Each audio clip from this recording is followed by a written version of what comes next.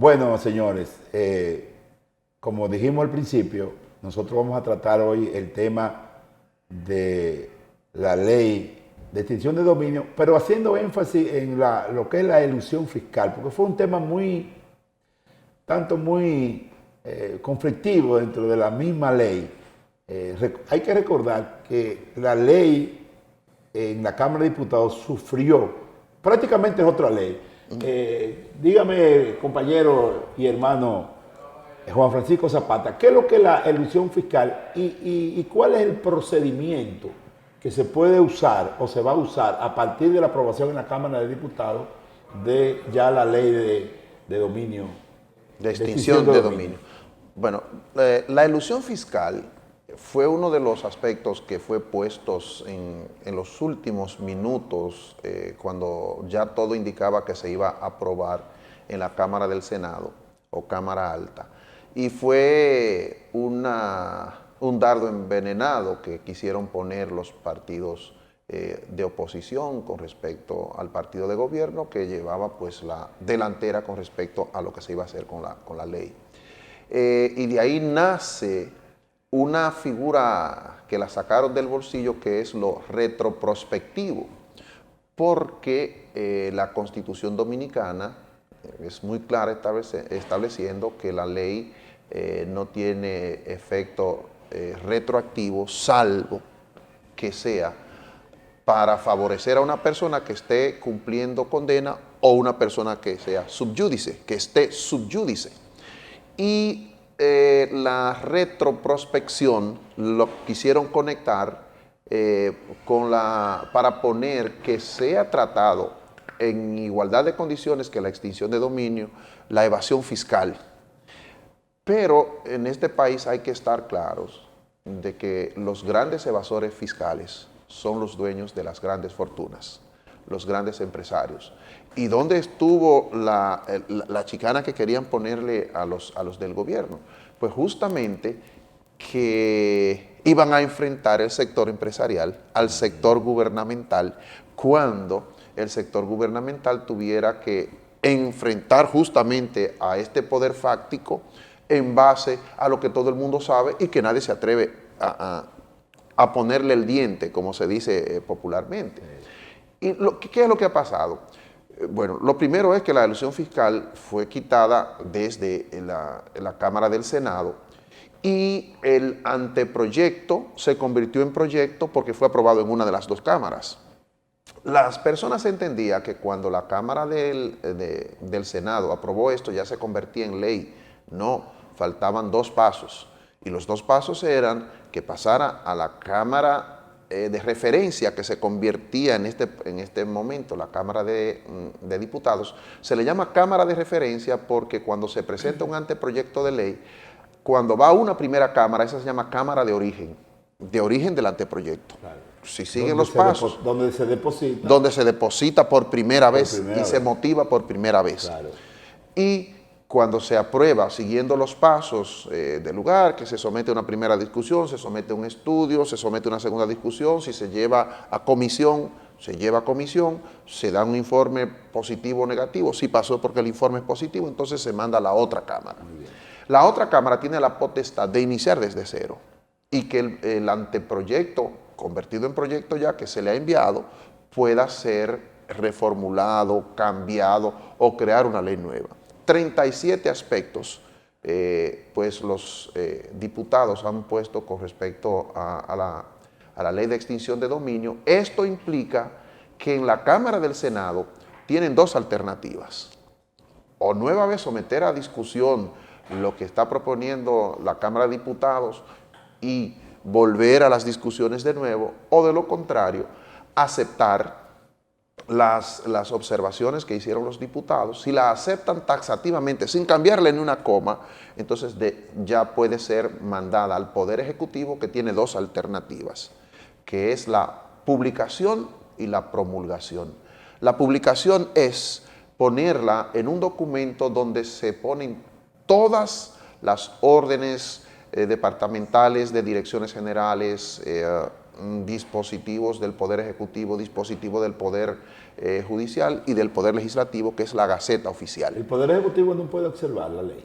El Poder Ejecutivo puede, pero la autoridad suprema que tiene las cámaras legislativas, si las 2/3 partes de ambas cámaras determinan que se queda así, aunque el Poder Ejecutivo se niegue o observe, como quiera se convierte en ley. Muy bien. Sí. Firpo es un trabajador por la cultura, historiador, pero también es abogado.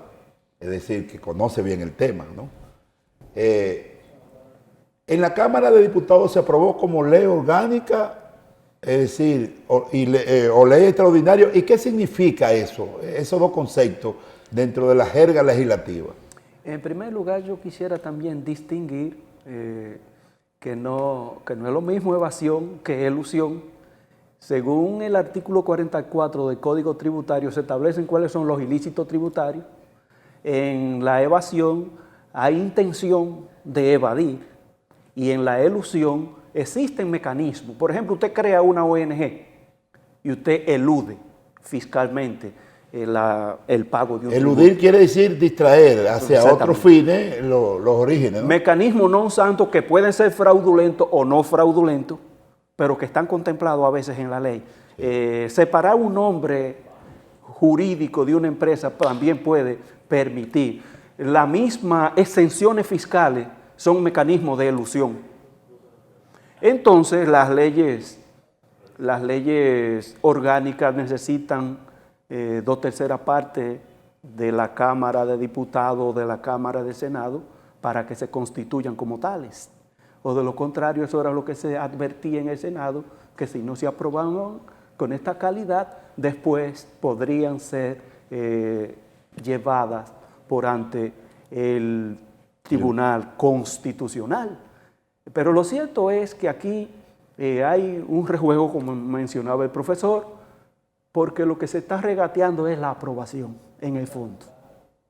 Y lo que se andan buscando son subterfugios para negarse a construir un mecanismo de vigilancia tributaria que lo necesita la sociedad, para que haya transparencia, para que el Estado pueda captar los recursos que a lo largo de más de 50 años han sido eludidos, porque por ese crecimiento económico no se expresa en bienestar para la ciudadanía, porque a veces el Estado tiene dificultades para captar lo que es las riquezas que se van a distribuir en la población a través de las políticas sociales.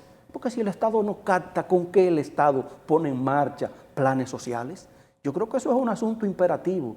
Y en matemáticas decían categórico. Y en filosofía también. Elevar el incremento de las recaudaciones, transparentando los mecanismos y con esta ley de extinción de dominio y metiendo ese fantasma, como mencionó el profesor, no dijo fantasma, pero habló de una chicana, creo que fue. Sinceramente que se quiere evadir la naturaleza del tema, que en última instancia yo creo que se va a aprobar. En la Cámara del Senado. Tal como ¿tú crees que en términos perspectivos, cuando pase al Senado, se va a aprobar con las 37 modificaciones? Prácticamente fue otra ley que se hizo, ¿no? Yo no sé si con las 37, pero yo tengo la certeza de que al final del camino se va a aprobar. Porque hay intereses más allá de la frontera. Que están presionando para que se apruebe, ¿verdad? Muy bien. Entonces, vamos a ver cómo clasificamos desde el punto de vista de la población común. ¿Cuáles serían los beneficios? Vamos a ver 2 beneficios o 3 beneficios que podrían generar, una vez aprobada la ley, a los fines de consolidación institucional del Estado democrático y social de derecho. Bueno, hay en conjunto. Por ejemplo, si se mantiene la retroprospectividad, hay un conjunto de propiedades que están en manos de particulares que en algún momento fueron propiedades estatales o relacionadas con el Estado, o que fueron el producto de una sentencia y que no se ha cumplido. Esos bienes, los intereses que ellos producen, el uso que se pueda dar, se convierte en un bien de propiedad del Estado. Y en una ocasión en este mismo programa hablamos que cuando se tiene el derecho de propiedad, usted tiene 3 alternativas con ese derecho de propiedad. Primero, hacer el uso. Segundo, obtener los frutos de esa propiedad. Y tercero, el abusus, como llaman los romanos, de esa propiedad. Es lo que se llama el usus, fructus y abusus. Y ya el Estado Dominicano va a poder disponer, si es una propiedad inmobiliaria, si son unos volúmenes económicos, para sus políticas públicas, sobre todo relacionados con aquello que se ha podido recuperar, porque existen algunas leyes que dan condiciones especiales para el uso de esas propiedades. Por ejemplo, todo lo que tiene que ver con droga tiene una ley especial y distribuye los recursos en proporciones en las instituciones que luchan con ese aspecto. Muy bien, pero la pregunta, Luciano, es, esta ley, una vez se ejecuta, hay que recordar que solamente tiene efecto de carácter civil, no implica penalización, es decir, no implica cárcel, sino expropiación, ¿verdad? Es decir, una vez aprobada, se le puede sustraer o se le puede de alguna forma transferir esa propiedad al Estado, pero la propiedad nunca fue del que la tenía, porque si se obtuvo de forma ilícita, no hay tal propiedad. ¿Qué te parece, Luciano, ese ejercicio? En primer lugar, me parece que la aprobación de esta ley constituiría un proceso para el fortalecimiento del ordenamiento jurídico institucional de la República Dominicana, y también esta ley contribuiría al proceso de transparencia, al proceso, aunque se dice que no puede ser retroactiva, pero yo digo, pero es que la propiedad que usted obtuvo de manera ilícita, en cualquier momento seguirá siendo ilícita. Sí, eso es un tema bastante... Ese fue uno de los temas de discusión, precisamente. Sí. Usted tiene ya... Es la razón, con el permiso suyo, es la razón por la cual se introduce lo de retroprospectividad. Justamente por eso, porque cuando se obtuvo de manera ilícita, entonces usted no ha sido propietario de ella. Sí. Ahí está la diferencia entre los términos de retroactividad y la retroprospectividad. Porque existe una figura, y permiso profesor, que se llama la posesión de Estado. La posesión de Estado le da a la persona como un derecho al uso de la propiedad, y que quizás, si no existen condiciones como la ley de extinción de dominio, la persona, por haber poseído la propiedad por una extensión amplia del tiempo, pues adquiere cierto derecho sobre ella. Sí. Sí, esa es la posesión de Estado. Sí. Por ejemplo, en derecho se hablaba de usucapión. Exacto. Que después de 30 años de posesión ininterrumpida y que no aparece dueño, es el que vivía. Sí. Bueno, la verdad es que este es un tema fascinante, ¿no? Sí. Esto hay que volver de manera recurrente, porque ahora se está en discusión. Después venimos a la aplicación, lo cual requiere un régimen especial para los fines de aplicación, y va a ser un tema recurrente porque de manera permanente vamos a estar encima de él. De manera que dejémoslo aquí, hacemos una pausa con el tema, y en el próximo segmento vamos a discutir vamos a hablar, sociabilizar y dialogar sobre las encuestas que han estado saliendo en los últimos tiempos en torno básicamente al comportamiento de los ciudadanos frente a la política y frente a temas neurálgicos que entienden que son prioritarios. De manera que subimos y bajamos en breve. En Colombia.